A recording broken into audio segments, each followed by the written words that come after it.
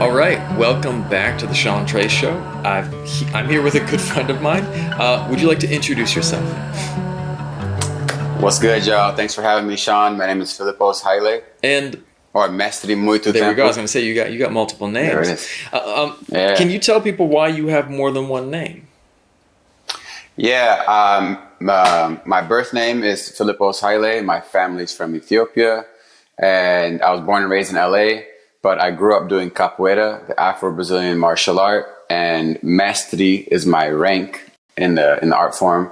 I'm actually the first person in our group and one of the few non-Brazilians, definitely in the US and not too many in the world yet, that have reached this level of mastery, which is pretty much like saying master. Mm-hmm. But, we're still students and still learning. Right. That's awesome, man. And can you tell people a little bit about what is capoeira for people who might not know?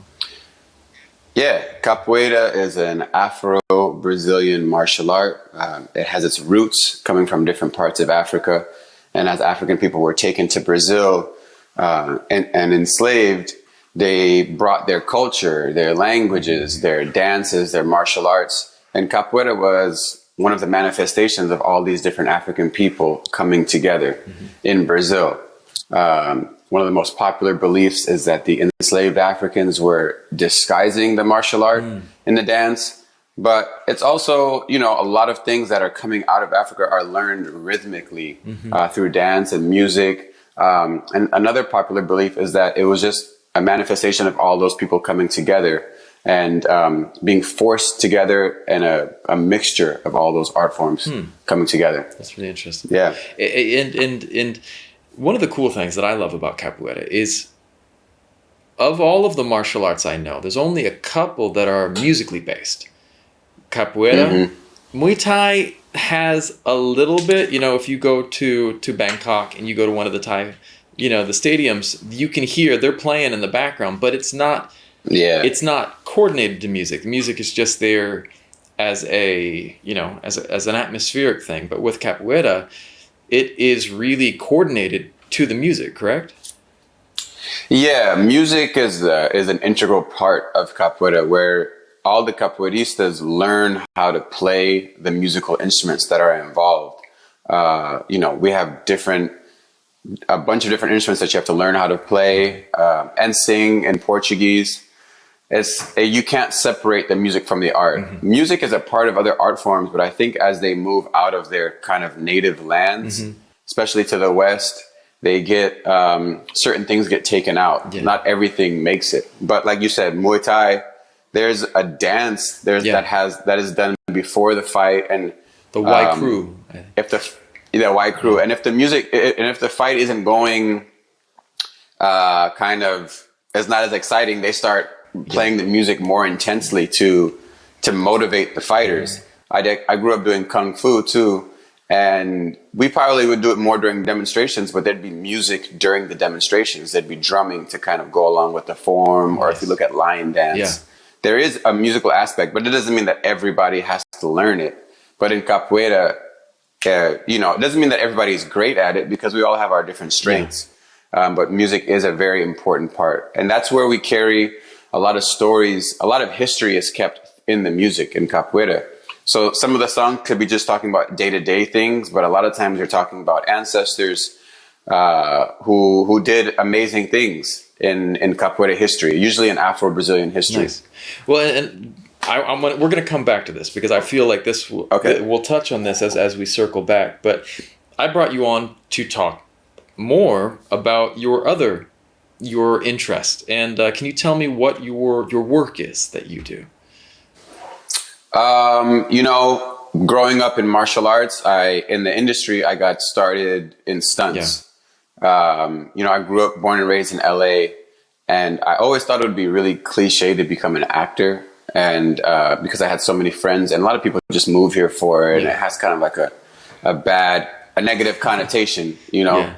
And so I didn't know what I wanted to do. And then friends of mine were like, you should get into stunts. You can do martial arts. And I kind of avoided it, but I was like, well, maybe I could just be that guy who does like a backflip in a commercial or something like that. So I started submitting myself to get an agent when I was like 19. And actually I got like a really good agent. That's awesome. As my first agent. Yeah, I got, and there she was submitting me, she got me auditions for like General Hospital. That's awesome. And like big shows. Yeah. But the problem was I was not ready for it. Yeah. Yep. I told her I wasn't in acting class. Actually, when I was a kid, I did a couple of movies in LA, like, but very small parts. Okay. But by the time that I was interested in it, I wasn't ready. So I was just driving around town, not booking anything. Yeah. And I was just like, I just want to do flips. Like, that's all I want to do right now. Like, that's what I'm comfortable with. Yeah. Then we just had a falling out. And so then I just kind of like left that, and I was just teaching capoeira for a while I was going to school. And a few years later, I was like, you know, I really enjoy being an artist. Like I had an opportunity to I got to act in some plays, and I grew up doing live folkloric shows with my capoeira teacher. So the live show energy of like anything can happen, and you just have to kind of make the best out of it. Sometimes we'd like fall off of a stage, but you can continue that into being part of your solo. And just continuing in martial arts. And then I started to hear about how much people were making in stunts. Yeah. And I was like, well, I don't know what I want to do with my life. And then I always had a dream of being in martial arts films when I was a child.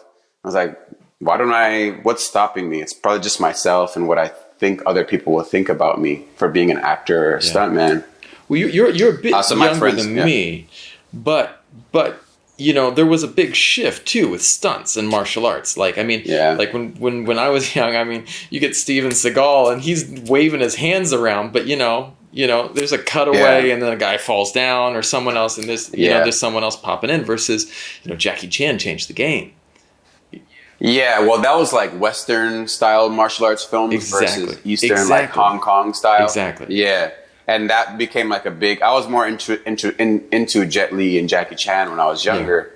Yeah. But I just didn't see a lot of people who looked like me doing that kind of stuff. So, and then I was just like, my father used to tell me before he passed, he said, just do what you love, right, and the money will follow. Right. And he was like, but you got to work hard. And luckily, we have a community out here of people who are really interested in that type of stunts and martial arts.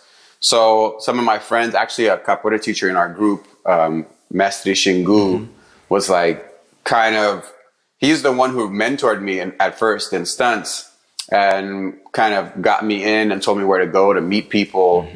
And that's how I started getting some stunt jobs. Started off smaller and then ended up doing like a lot of commercial work and then some films and TV shows. What does an entry-level stunt job look like? I mean, what type of stuff are you doing?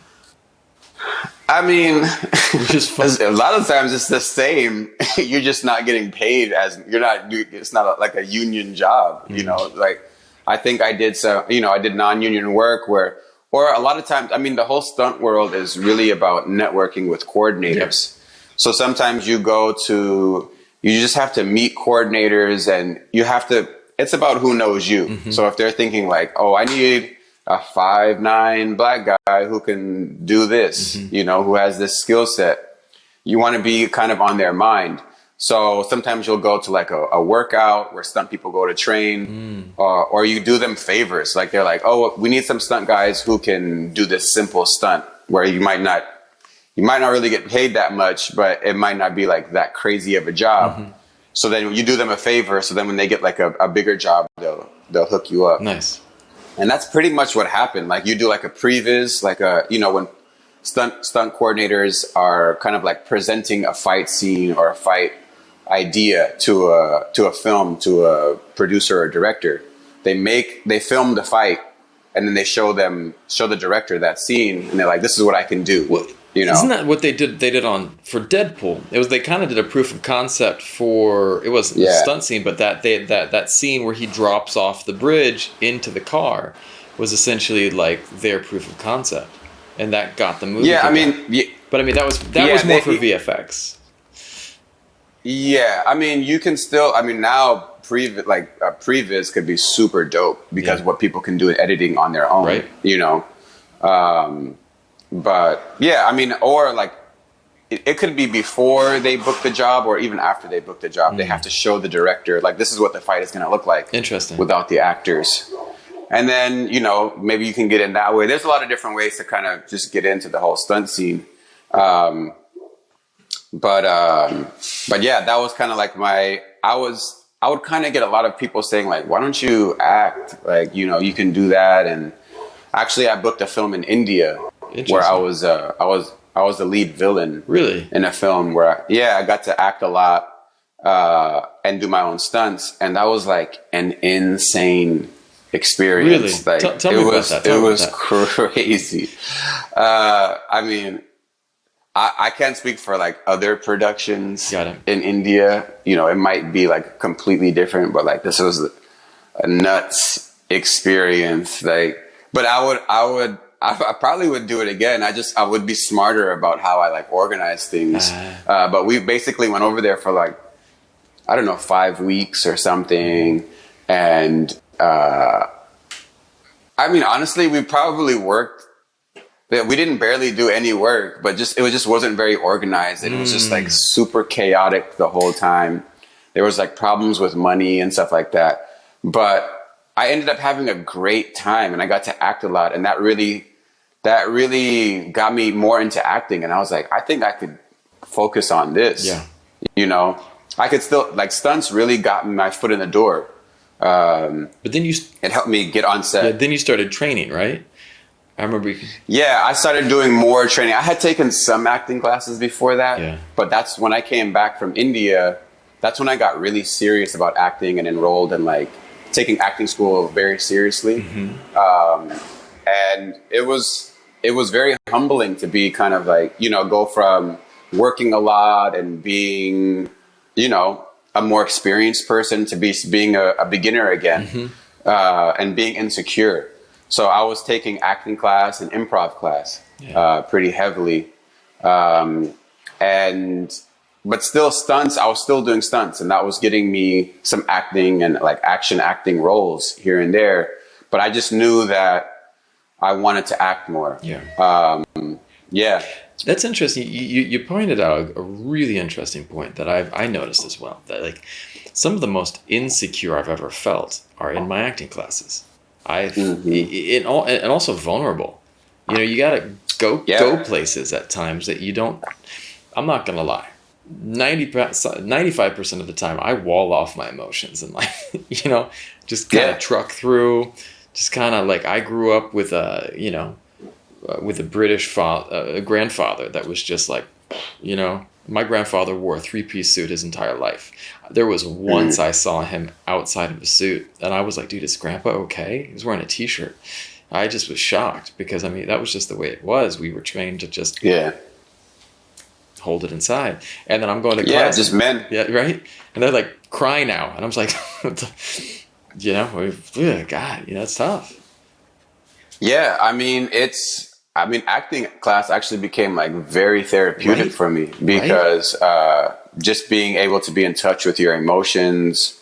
And I just started to notice how that would affect my everyday life, and even just being able to read people better. Right. Like, you know, I would just be able to like, you know, because it's not about the words, it's about what's behind the words. And I would, because I took Meisner classes. I was gonna say that. And I would even talk to my mom, and she would actually get annoyed with me, and she would say something, and I'm like, you don't feel that way. You know, like you're not being, you know, I would do like a repetition exercise, basically, like calling out her behavior. But I think that really helped me even as a teacher, like just being able to read people. And I mean, obviously you need to know when to turn it on and off, like, or at least calling people out on it. Because that could be annoying too. But I mean, I really think acting is very therapeutic, and, but just being able to be vulnerable is a challenging and beautiful thing at the same time, you know? I was thinking, like, when I took acting classes, I really thought it was like therapy too. I was like, man, someone could patent acting therapy and make some money off of it, you know? Yeah. So I wouldn't be surprised if it's out there already. Right, probably is. Yeah. Now, so you started training, and you told me you got into some improv. How did that come about? Well, I was in acting class. I really love dramatic acting. That's what we were doing primarily. I mean, we would do some comedic stuff, but I really loved shows like The Office and Right. Parks and Rec. Right. And I mean, those were I just loved, like, Yeah. I really like comedy a lot. Yeah. My friends would always say, like, I would make them laugh and stuff. Yeah. And I was like, well, all of these people have very strong improv backgrounds. Exactly. So I was like, well, I should go take improv class. So we have UCB out here and Second City. And I mean, we have a ton of improv theaters, especially before pandemic. Yeah. Yeah. And, people on Parks and Rec were, from UCB, a ton of them. Yeah. And I was just like, well, if I want to get into that, aside from action and stuff like that, I wanted to get into that. I was like, if I could be on a show like The Office or Parks and Rec, that would be a dream, So I stopped taking classes at Playhouse West to just primarily focus on improv. And it was pretty cool because we had this thing called improv boot camp where we could just go like every day. That's awesome. And practice improv. So I did that for very consistently for maybe like 2 years, and then like on and off for another year or two. And then I got on a team at UCB and on Second City. And that just really helped me study comedy and like get in touch with my own comedic voice, because sometimes I struggled at first. Well, one is that's a different way of being vulnerable, because it's one thing to be funny with your friends and then to be funny on the stage. So I felt like I had a really hard time. And then honestly, I'd be like the only black dude on the stage. So in my head, I'd be like, these people don't know they don't know the jokes but that was me holding myself back, like I was just like, later on, it was like, you just got to be authentically you. Yeah. And we can connect in so many ways. So a lot of times we would just get in our own way of our performance. I started getting super heavy into improv. I made some great friends. We started doing some projects together. But that eventually led me to the stuff that I'm doing today. That's awesome. Now, let's transition into what are you working on today? What are you starting? Yes. So I felt like I spent a lot of time training, and I started to notice that could be, if that's what makes you happy, like just going to class and doing well in class, that's cool. Or like doing performances at your theater or, your acting school. I knew some great actors who that's what they did. And if that's what makes you happiest, I think that's what you should pursue. But I really got to the point where I was like, the whole auditioning process, maybe I just wasn't as good at it or focusing on like an auditioning class. But I just knew at the end of the day, I was like, I want to make my own content, And we were talking about earlier how, like, some people make it with auditioning. Some people just know somebody that gets them in the door. And I was thinking, I was like, well, I think my way is to create my own content, create my own following, and then have work come to me. Yeah. And then I could choose who I want to work with, Exactly. Because at the end of the day, if you have your own following, people will come to you. That's how I look at it, I think that social media has changed the game, because hands down, it used to be even during the pandemic. I remember that there was myself and some of my friends, we were out making stuff. In the COVID lockdown, we were just making stuff online through like Zoom calls, and stuff. And I worked with my friends in Iceland, and we shot a comedy called Volcano Man, and they hiked up a volcano, and I recorded my stuff on my phone, and I sent it to them, and I played this really messed up psychologist for this girl who has a weird dad. And it was a comedy, and they killed it, And I'm not in Iceland. But, we're able to interact across the planet, which is awesome. But I reached out to another one of my friends and I said, hey, you want to do something? And he was like, no, I'm just waiting for my agent. And I'm not hating on that. But at a certain point in time, like, that's giving up power. Like, when you can take back that power and do stuff and feel fulfilled and tell a message that's important to you. Yeah. I think it takes a certain type of person though It does. to want to create your own content, because I had to. It's a lot of work. It's a ton of work. I mean, anything we do, anything you want to be successful at is going to be a lot of work, and I just feel like at the end of the day, I knew that's what I wanted. I want to be able to tell my own stories. I want to be able to create the roles and the things that I want to create and do.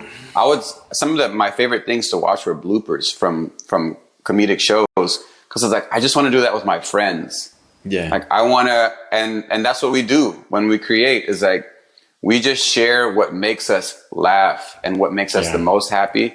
And like the people who are going to enjoy that are going to connect with that. And like, it's not for everybody, and that's totally cool. But a lot of times we're just making fun of ourselves. Like all the things that we make videos about, it's really about ourselves. And then people who connect with that enjoy it. I was watching it. Yeah. What was it? What was the name of that video? When it drizzles in LA, or when it, so cold in LA. When it's so cold in LA, Yeah.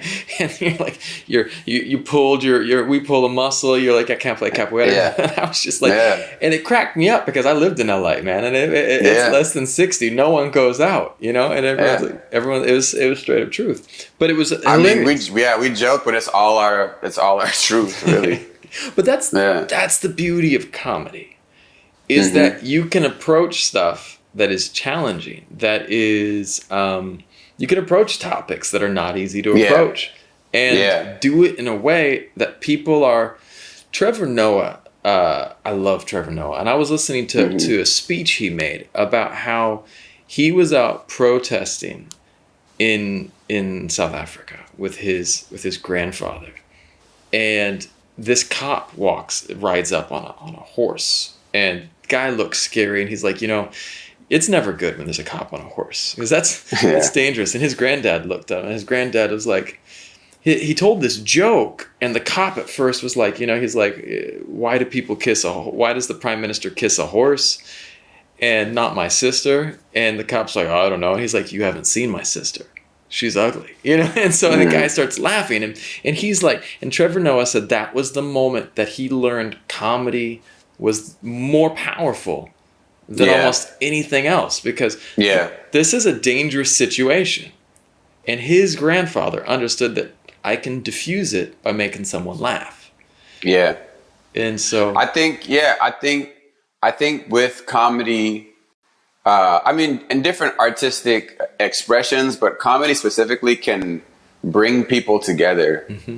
And if you bring people together on good, happy terms, then they can start listening to each other. Because we don't have to agree on everything. Like, I think that's a kind of a big issue right now, is people will find one thing that they don't agree with, and then they're like, canceled. I don't mess with you anymore. And it's like, I don't think we have to agree on everything. Yeah.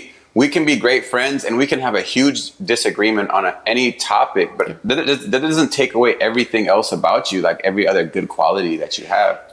That was one of the things I thought about for this show too. Like I'm trying to interview people on the left, the right, cultures around the world, because for me, I want to hear about how everyone approaches things.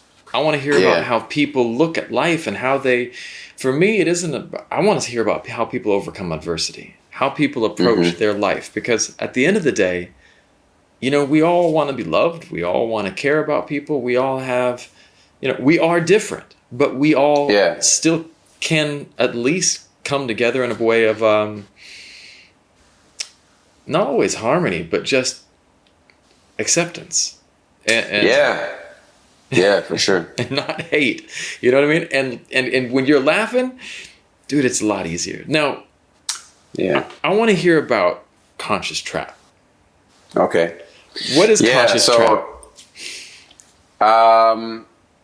It's actually so Conscious Trap is a group that I'm a part of. I started with my friends, with 3 of my really good friends that I met. And I'm going to plug you real quick. For anyone who is watching right now who hasn't watched it, find it. Where can they find it? YouTube? YouTube, and Instagram. It's Yeah, hilarious. Facebook. I was Thank you, bro. laughing my ass off. I had to Thank go you. find my crystal. I have Yeah, hey, bro. Hey. have my crystal nearby. Now tell me about Conscious Trap. I'm sorry for interrupting. No, you good. Conscious Trap is a group that I started with my friends. And like I told you earlier, I was like, I want to create my own content and with my friends. And so, you know, we have like the members of the group, the actual performers. I consider it to be 5 of us because our DP also helps me direct, and he's also my writing partner. Okay. He's like an integral part of the group, you know. So we met through capoeira. All of us met through capoeira and playing music. So like individually, we would do like capoeira like shows together before Conscious Trap. We always would joke around and laugh and make up funny songs. Even at my annual events, my capoeira events, at the end, we would just start playing music at the end and start like freestyling and making up kind of like silly songs. And I talked to one of the guys, Cafe, one of the taller guys, and I was like, "Yo, why don't we just make a music video? Like, why don't you just come over and we like make a song?" And you know, I shoot stuff, I edit stuff, he produces music. And then we also have the DP who like works as a DP and director. So he just came over one day and he was like, "Yo, I have this hook idea." It goes like, "Kombucha made me burp. Kombucha made me burp. Call Ernie, call Bert." And I was like, "Yo, let's do it." So he came over, he made a beat. We wrote our verses to it, and we shot it in my apartment that day. I edited it and we put it out. And that was the first song, was Kombucha Made Me Burp, because we always drink kombucha. And so we were like, that's what started. And then we had like 2 of our other good friends were like, "Yo, that was great. Let's get together." And then it just started going from there and there. And we were like, well, what is the group? You know, like what kind of figuring out our voice as we continued making songs. And we were like, yo, we just kind of like deadpan, like serious type comedy, almost like The Office. And we were like, we can do sketches, and we were like working on a series, and me and my writing partner are working on a film. So we take these and we can create any type of music that we want. So we take all these things that we love doing and we just put it together, and we're just using it as a space to be free, like to really express ourselves. And like, you know, we can even give messages in our comedy. Well, I was going to say, because some of them feel slightly satirical, you know, like some of them feel like satire, but some of them, you know, like Get Out and Vote, like that was straightforward, man, and that was very much a message, you know, and it was powerful. I think we are very we wanted to be a place for us to create. Like, yes, comedy is the main thing that we do because that's where we have a lot of fun, but we said, like, you know, if we can do whatever we want, you know. When the whole like George Floyd situation was going on, it was like a very dark time for us. And then we created a song about that whole situation, you know, where a lot of times we'll just get together and talk and just see however we're feeling. And then we're like, oh, this makes us think about this or whatever. And then we're like, oh, what would the hook of this conversation be? You know, like how could we put this conversation into a song? And that's how we create our music. It's like very organic. And then, you know, or somebody will create a hook and we'll send it to the group and people will just write a whole verse to that hook, you know? Nice. So there are a couple songs that are not jokey at all, you know, like the Go Vote one, because we're like, well, we also have this ability to spread a message, to impact people. Which is the beautiful influencer done right. The beautiful, like, you know, like I would say the highest realization of the term influencer is someone who can use that for something positive, you know? You know? Yeah. And I think even, you know, a big thing for me, like this last year or two, empathy has been coming up for me a lot, you know? And having empathy for others when they make mistakes, or even having empathy for myself when I don't do things the best way. And I think a lot of times people just expect influencers to just be righteous and do the right thing all the time. And I think it's part of their, hopefully they go through their process and realize their mistakes. And like, before we cancel people for making mistakes, we should, like, allow them some time for redemption too. You know what I'm saying? Like, 100%. if that didn't, like, without social media before, like, we would never have Malcolm X or, like, just people like that, like people who have lived in the quote unquote the wrong way for so many years, and then found the light, and then just impacted the whole world for generations. Like, books have been written about these people. But I feel you though. Like, I mean, even for us, like, maybe sometimes you just want to have a party song. Like, it's like, there's nothing wrong with that, as long as you're not telling people to go, like, I don't know, kill themselves or whatever. But that's pretty far out there. You know what I'm saying? But yeah, I feel you. Your point is spot on. And coming back to the, I liked what you just said there about, there's also this, we set people up on pedestals. I remember once when I met one of my favorite celebrities. I'm not going to name names, but I loved this guy when I was in high school. He was a comedian. And one day I bumped into him on the street in San Diego, and I said, "Hey, you were that guy." And he's like, "Yeah, what the F do you want?" I was like, shit. Oh man. Yeah. It was just like, but you know what? I have no idea what was going on for him. Yeah. You have no idea what's going on for that person. And, it's the same thing too that people deal with. You grow up. I'm a parent now. And I thought my parents when I was a kid had shit together.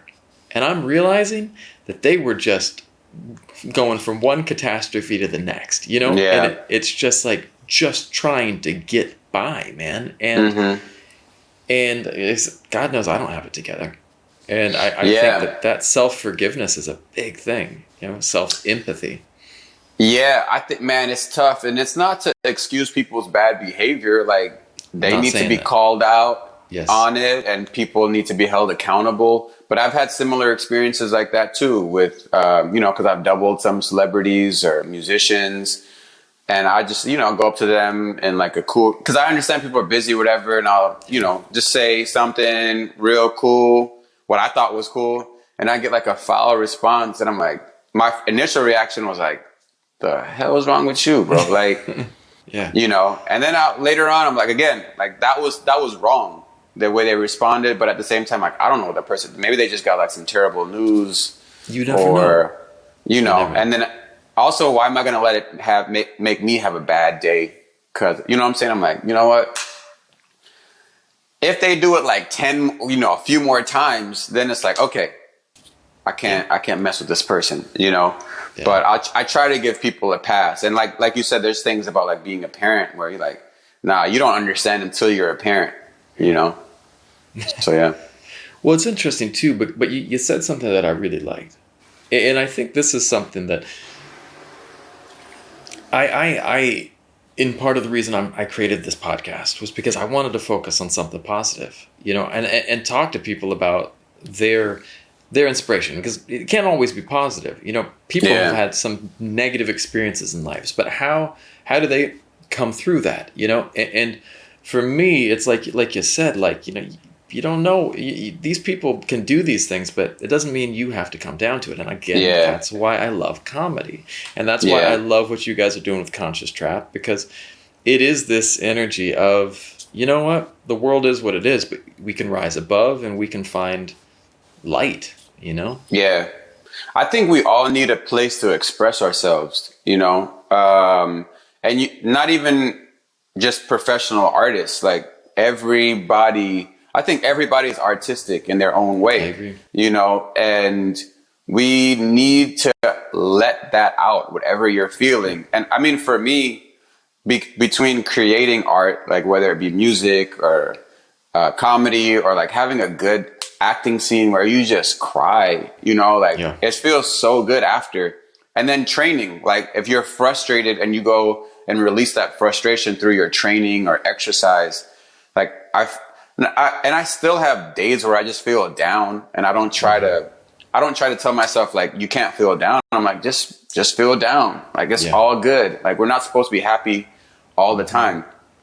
But I think so many people don't have a place where they express themselves. Yeah. You know, like if you just go to work and you go home and you eat poorly, and then, you know, you go and drink and like you're not really, go dance, go do something where you're expressing yourself artistically, write, draw. Yeah.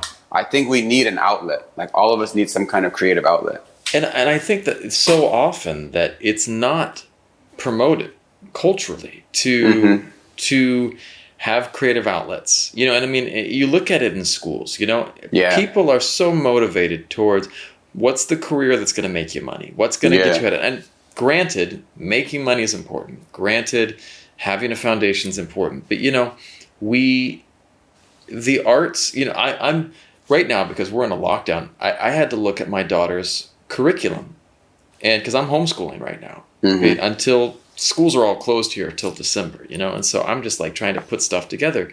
And one of the things that I was looking at was, and we've been training with a really great teacher online, but it was so rote. It was so like, this, let's practice writing this letter. And I was watching my daughter just, about ready to pop. And I was like, people need joy. They need play. They need artistic expressions. And, and I just was like, today I had to sit down and go, wow, we're redoing everything.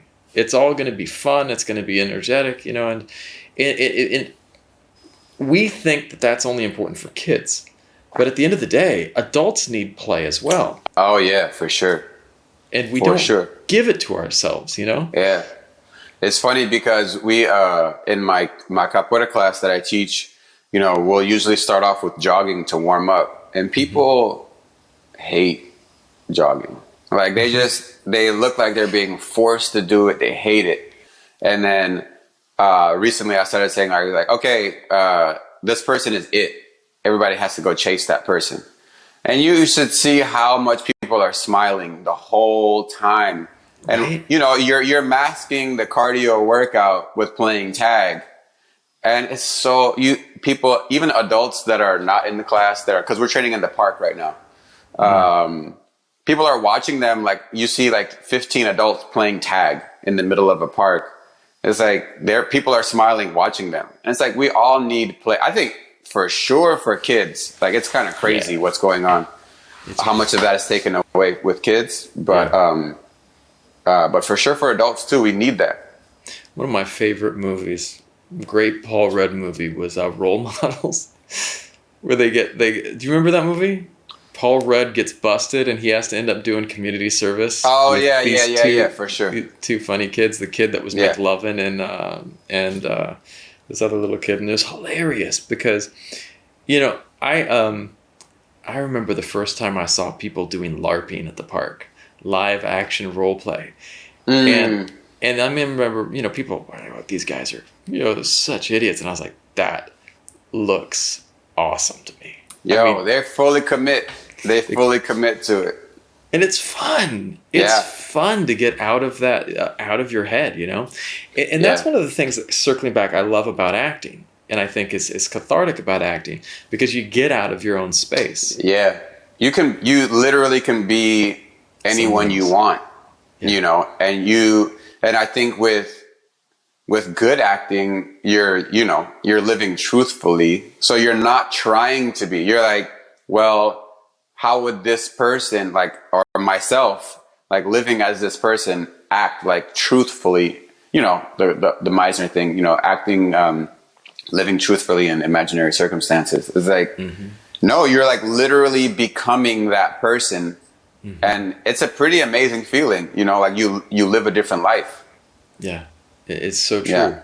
And I mean, one of my big fun experiences for filmmaking was when I was living back in LA, was working on the movie Angels and Demons with Ron Howard. And one of the things that I loved was going on those big sets. And you walk on these crazy sets, and you're just like, there's big sound stages. For people who don't know, who don't work in LA, you go into this room that is huge, a giant. It's like a giant gymnasium, and they've just built. I remember when I was working one, and all of a sudden we walked in this room, and it was CERN, like the research lab in Switzerland. And it's like they had built what looked like CERN, and I was like, oh my god. you know? Yeah. And it was the idea of just like, it was imagination time, you know? And that's just fun. Now, Yeah. what are you aiming to do as your next step? Continuing to grow our work with Conscious Trap. We're working on building like a series for the group. So it's not, Nice. I think our group we are very music heavy because that's something that we love to do, but that's not the only thing that we're focused on. So we're working on a series for our group. And then I'm working on a film with my writing partner. That's We're really awesome. finishing up the script and we want to just shoot it ourselves. Like, you know, I mean, This is a theme we comes have up all again of, and again. yeah, we have all the equipment, you know, Dude, yeah. like we have good cameras, we have great actors. I mean, we have everything that we can, and just doing research on some older films, like it was much harder to make a film 20, 30 years ago. And, you know, I don't know if you're familiar with some of like the blaxploitation films or like, you know, Dolomite or Superfly, and also Hollywood Shuffle. Like just the stories about how they created those films are so inspiring. And I'm like, man, there is no excuse. There's like not one excuse for you to not create, especially with the information and knowledge that we have. You know what I'm saying? But still. So just jumping in, I want to hear more about that. The one thing that has shifted for me in my mindset in the last month since I started this podcast is just do it. Like I've talked to all of these people like that are just like, dude, yeah, I just pulled together a feature and they did it. And it wasn't easy, but it wasn't hard. Some of the greatest films are not, I mean, how many of these $200-300 million films people go watch and they're like, whatever, it wasn't that great. Right. And then, because they don't have story. Yeah. And then a movie like Blair Witch comes along or, you know. Blair Witch is a perfect example. And I'm not saying all of them are great, but like, if they didn't take that chance to do it, like it could never have been great. So I'm like, really just shoot it and then put it out, like release your art and then move on. You know what I'm saying? Yep. So yeah. It was the couple weeks ago I had Nick Rossini and he just finished up his first feature in the UK. And I watched it and it was really good. And one of the things that I noticed was he had like 2 or 3 locations. It didn't move around a lot, but it was so well done. And you don't need a ton of stuff. You just need a good story and, you know, some solid characters. And you can do it. So. Good story, I think, you know, going from being interested in stunts and martial arts primarily to just appreciating a good story, I'm like, wow, a good story will trump everything. It'll make you forgive so many other faults or flaws in the film. You're like, I've seen films where I'm like, man, this fight scene is way too long, or it's cheesy, or what are they doing here? And you're like, but I still need to know what's going to happen because I'm so invested in the characters. So I'll forgive it. I'm like, well, I mean, or then it might become kind of funny or something. But the story, man, if you have a good story and like a good flow, you're like, I'm invested. I want to know what's happening. What type of stories do you want to tell? Man, that's a good question. You know, I really want to share, like, with this film that we're writing. It's not it's capoeira heavy, but it's not like about just the movements of capoeira. It's more about the community and the, like, you know, we would say ashe, like the energy of the art form and like how it brings people together. And it's like, I want to share, even, I think that's why I started teaching, was because I was like, I had such a good experience growing up training capoeira and making those friends and those relationships. Like, that's what I want to share. And honestly, I think there's all types of stories are valid and important, but I really feel like with Black films, there's just like such a focus in general, at least with the films that get more attention on just like the pain. And like, I want to share more of the joy, you know, because I know those films are going to be continue to be created. Like, so I'm not saying stop making them, but I'm like, I want to share stories of Black joy. You know, That's like, a really beautiful statement. That's really beautiful. because it's like, it doesn't mean every other film is about, like, you know, slavery and the drug dealers and the gangs and the this. And I get it. Like, those things exist. And it's one of the reasons why I kind of started to step away from stunts, was because I was like, bro, you're just becoming like a gangster #2 and this and that. And like, yeah, it was funding my life and everything. But I was like, I don't feel like I'm contributing in a positive way to like the Black experience and culture. You know, did you hear about Chadwick Boseman in one of his early roles? He actually was up for something and got cast in a show, and you know, and he butted heads with the producer. He's like, this character is way too much of a stereotype. I'm not doing this. So that's what I feel like I want to contribute, and like the kind of like little niche things that I'm into. Like, it doesn't always have to, you know, like that's what we do with Conscious Trap. Is like, we take like a very small thing that we're into and we just kind of like blow it up. Like, that's what we did with crystals. Like we're all like kind of into crystals and believe in like the energy and all that kind of stuff. And we're like, well, it'd be funny if we just took this to Mars, you know what I'm saying? And just go crazy with it. Yeah, that for people who haven't watched Crystals, go and check out Crystals. It's awesome by Conscious Trap. Actually, it's like it's a year ago that we released that. Yeah, no, yeah, and then now you have some like videos that came after that also, like I Can Stop a Robbery with a Crystal. You know, those are kind of just, you know, with Instagram. That's just from the Crystals video. Like, it is. But I mean, but sometimes, like the other day, I was like, I could grow avocados with my crystal, because you're like, whatever we can do to bring some more attention. Like, I put that reel up and it got like 300,000 views. Awesome. You know, so I'm like, if that can translate to more people, we're getting more followers because of that like 5-second reel.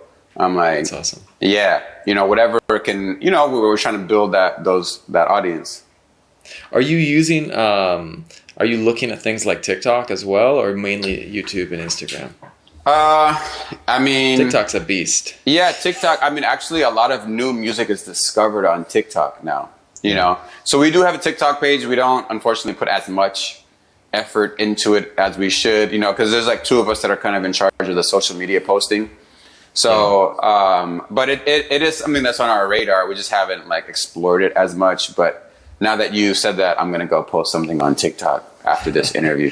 Man, I'm really bad with TikTok. I have no idea what I'm doing there. I got a question for you. Now, if you could give advice to your younger self, what advice would you give a younger version of yourself? Man. Just stop caring what other people think. Like, I think that's what holds a lot of people back. Not to say that you do things that will hurt others, but like, as far as your own artistic expression, like, this is something that I think about just regularly now. I'm like, well, is that like one of the highest levels of freedom? Is like being free what you think other people will think about you? Because then you could just really move like however you would like to in the world, you know? Yeah. But I would say that's a big thing. And just like, really pursue the things you love without thinking, like, just work really hard at those things like that. But, you know, it's not like I would say, go back to 18-year-old version of myself and say, you should start taking acting classes right now. Yeah. I don't know if I would have listened.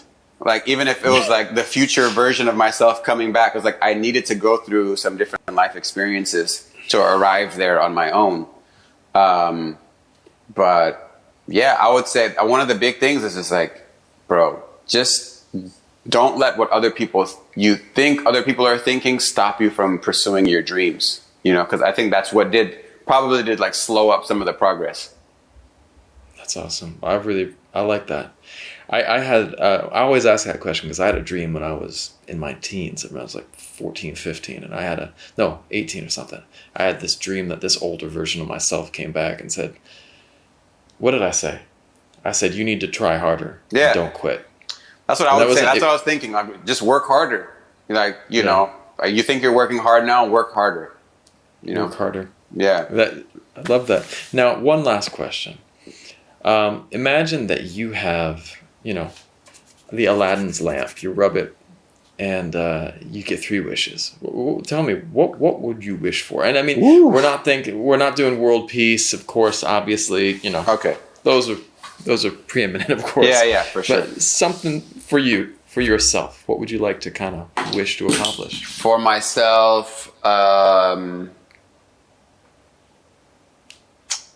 mean, we need money to create the projects that we want to create, because I would really love to self-fund things. Like, that's the goal, even with this film that we're trying to make, is like, we don't want to have to risk it being changed by receiving money from other producers or whatever, because we want to tell the story that we want to tell, Yeah. because I believe so much in the project. So, and then also I think that will also just give us the freedom to create more and impact more people. So it's not like, oh, money is the answer. Maybe it doesn't have to be money. Maybe it's just like, all my rent and all my expenses are paid. I don't need money, but like all of the equipment and everything that I need to create these projects, or even for us as a group to just go somewhere and create content for like 3 months, really stay together.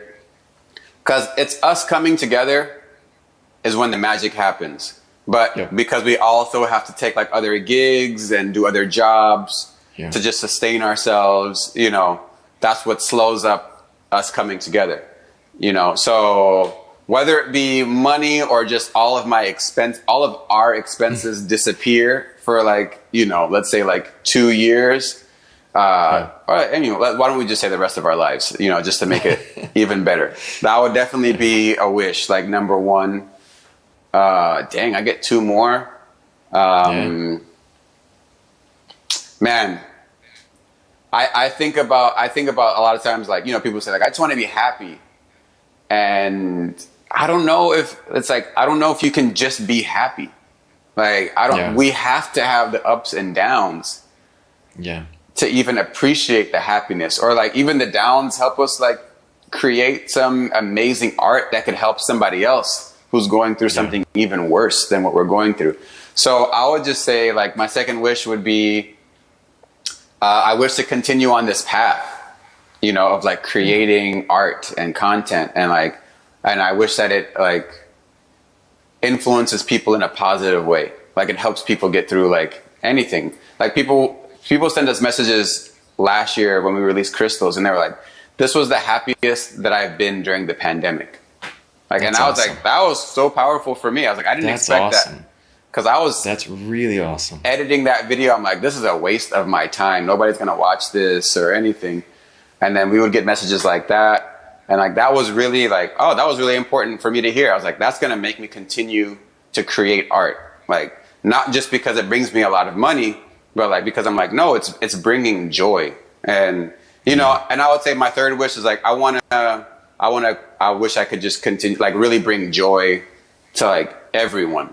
Like, it doesn't be beyond any language barrier or cultural barrier. Like, I really wish to bring joy and connect with people all over the world. Man, I feel really impressed right now. It's awesome stuff. I got a message that after I started this, and someone messaged, and I was just like, is this stupid, man? I feel stupid. Everyone's got a thing they're doing. And someone texted me that I didn't know on Messenger or somewhere I posted, and they were like, this was touching. What you're doing is important. Please don't stop. And I just was like, all right, it's worth it. You touch one life, man. Exactly. That person can touch another and can touch another. Yeah, you never know, like, the domino effect that it's going to create. Like, right? Yeah. I mean, thank you so much for this opportunity. I think it's important for us to share these stories, and I think you are doing something great, man. Like, I wish you a lot of success, and I hope it builds out to as big as you want it to be, Yeah, man. I want it to be as big as it can, because we need as much positivity as we can, Yeah, for sure. Well, I want to thank you tonight for coming on. I really appreciate your time, man.